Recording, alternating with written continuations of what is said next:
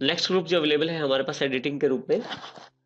Editing में हमारे पास 3 तरह की कमांड अवेलेबल है, फाइंड, रिप्लेस और सिलेक्ट।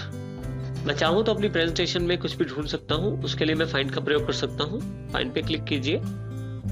देखिए जो भी मैं यहाँ लिखता हूँ, मैंने कंप्यूटर टाइप किया और फाइंड नेक्स्ट किया, तो जहां मेरी स्लाइड में कंप्यूटर वर्ड आएगा, फाइंड ऑप्शन मुझे वो बताएगा। देखिए काफी सारी जगह मुझे कंप्यूटर वर्ड का प्रयोग करना पड़ा है, और जैसे ही आपके पास कंप्यूटर वर्ड को ढूंढ लेगा, उसके पश्चात आपके पास एक मैसेज आ जाएगा, PowerPoint has finish searching the presentation. यानी कि फाइंड जो ऑप्शन है उसने कंप्यूटर वर्ड जो है उनको उसने ढूंढ लिया है।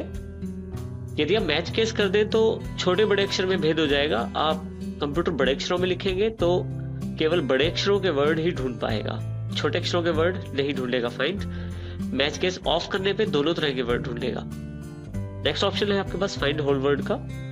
फाइंड होल वर्ड्स ओनली में जितने आप अक्षर लिखेंगे किसी वर्ड के, उतने अक्षर ही ढूंढ लेगा वो।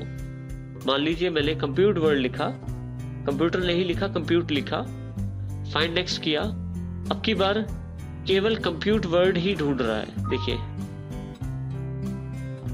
और अगर मैं फाइंड होल वर्ड हटा देता हूं तो अब देखिए कंप्यूटर वर्ड में भी कंप्यूट वर्ड को ये ढूंढ रहा है। इस प्रकार से मैं इसका प्रयोग कर सकता हूं फाइंड का। यहां से फाइंड बॉक्स को क्लोज किया जा सकता है। नेक्स्ट ऑप्शन जो अवेलेबल है वो है रिप्लेस के रूप में। देखिए मैं चाहता हूं कंप्यूट वर्ड जहां लिखा हुआ है उसे कंप्यूटर से रिप्लेस करना। मेरे से वो वर्ड गलत लिखा गया, तो मैं चाहता हूं जहां भी कंप्यूटर वर्ड लिखा था वहां कंप्यूटर लिखा आ जाए। तो इसके लिए मैं पहले इस वर्ड को ढूंढ लेता हूं। ये देखिए यहाँ इस वर्ड को मैं कंप्यूटर से चेंज करना चाहता हूं, तो रिप्लेस विद बॉक्स में मैं कंप्यूटर डाल देता हूं और फाइंड वर्ड बॉक्स में कंप्यूट। फाइंड वर्ड बॉक्स में हमने कंप्यूट वर्ड डाल दिया है और रिप्लेस विद बॉक्स में कंप्यूटर डाल दिया है। यहां से अगर मैं रिप्लेस की कमांड क्लिक करता हूं तो ये वर्ड रिप्लेस हो जाएगा और ये इसके पश्चात नेक्स्ट वर्ड में पहुंच जाएगा। लेकिन मुझे एक ही वर्ड रिप्लेस करना है। अगर इसी तरह से आप काफी सारे वर्ड्स को इकट्ठा रिप्लेस करना चाहते हैं तो रिप्लेस ऑल कर दीजिए। जितनी बार भी कंप्यूटर लिखा है वहां सब जगह कंप्यूटर लिखा आ जाएगा। यहां से आप इस बॉक्स को क्लोज कर सकते हैं, रिप्लेस को।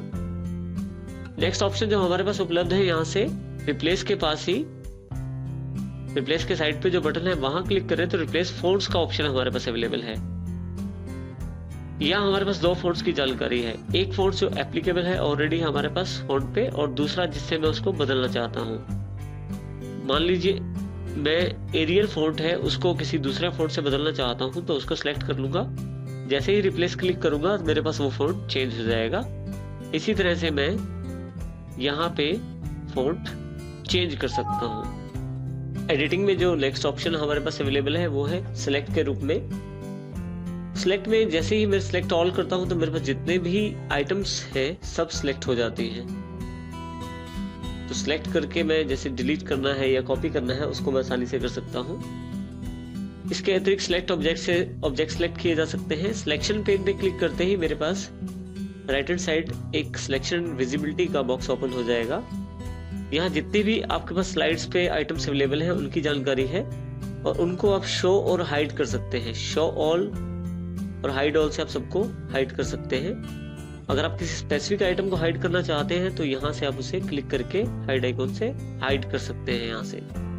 तो इस तरह से आप सिलेक्ट टूल का प्रयोग कर सकते हैं। हमारे पास एक ग्रुप और अवेलेबल है क्लिपबोर्ड के रूप में, जिसमें हम काफी सारी चीजें प्रयोग कर सकते हैं। देखिए सबसे पहले हम यहाँ किसी भी आइटम या किसी भी टेक्स्ट को अगर सिलेक्ट करते हैं तो हमारे पास ये ऑप्शन एनेबल हो जाते हैं। कट का अर्थ है कि एक स्थान से दूसरे स्थान पे टेक्स्ट या आइटम्स को रखना। तो मान लीजिए मैं ये लाइन जो है यहाँ से सिलेक्ट करके किसी दूसरी स्लाइड पे रखना चाहता हूँ, तो यहाँ से मैं कट कर दूंगा, यहाँ से टेक्स्ट गायब हो जाएगा। और अब जहां मैं रखना चाहता हूँ उस स्लाइड पे जाके पेस्ट पे क्लिक कर दूंगा तो टेक्स्ट मेरे पास वहां अवेलेबल हो जाएगा। मैं इसे अभी कंट्रोल Z कर देता हूं ताकि मेरे पास जो टेक्स्ट है वही अपनी जगह अवेलेबल रहे। इसी तरह से अगर मैं चाहता हूं कॉपी पेस्ट करना तो मैं सिलेक्ट कर लेता हूं, कॉपी पे क्लिक करता हूं, जहां जिस स्लाइड पे इसे रखना चाहता हूं वहां क्लिक करता हूं और अब की बार पेस्ट पे क्लिक कर देता हूं। तो मेरे पास यहाँ कॉपी जो उसकी है अवेलेबल हो जाएगी। परंतु इसके साथ यदि पेस्ट के नीचे दिए गए बटन पे क्लिक करें, 4 ऑप्शंस हमारे पास और अवेलेबल हैं। Destination theme, keep source formatting, picture के रूप में और केवल टेक्स्ट। तो इस तरह से हमारे पास 4 ऑप्शन अवेलेबल हैं। जैसा पेस्ट ऑप्शन आप चाहते हैं वैसा आप प्रयोग कर सकते हैं। मान लीजिए मैं जो ऑप्शन है कीप सोर्स फॉर्मेटिंग क्लिक कर देता हूं, तो जहां से मैंने कॉपी किया था वैसी फॉर्मेटिंग एप्लीकेबल रहेगी। और डेस्टिनेशन थीम का अर्थ है कि जिस स्लाइड या जिस जगह पे मैं उसे पेस्ट कर रहा हूं उस तरह का उस पे थीम अवेलेबल हो जाएगा। इस तरह से आप उसका प्रयोग कर सकते हैं। इसके अतिरिक्त हमारे पास यहाँ पे मान लीजिए मैं इसे डेस्टिनेशन थीम के अकॉर्डिंग क्लिक कर देता हूं, तो मेरे पास जो टेक्स्ट है यहाँ अवेलेबल हो जाएगा। इसके अतिरिक्त मैं यहाँ पे फॉर्मेट पेंटर का प्रयोग कर सकता हूँ। देखिए यहाँ कुछ टेक्स्ट लिखा हुआ है जिसमें जो बीच की फॉर्मेटिंग है थोड़ी सी अलग है बाकी पैराग्राफ की फॉर्मेटिंग के साथ। तो मैं इस फॉर्मेटिंग को बिल्कुल बाकी पैराग्राफ जैसा बना सकता हूँ। इसके लिए मैं जैसी फॉर्मेटिंग मुझे चाहिए थोड़ा सा एरिया सेलेक्ट कर लेता हूँ उस टेक्स्ट का, फॉर्मेट पेंटर पे क्लिक कर देता हूँ। अब जिस जगह मुझे वो फॉर्मेट एप्लीकेबल करना है उस टेक्स्ट को सिलेक्ट कर लेता हूँ। देखिए मेरे पास यहाँ सबका फॉर्मेटिंग एक जैसा हो गया है। इस तरह से फॉर्मेट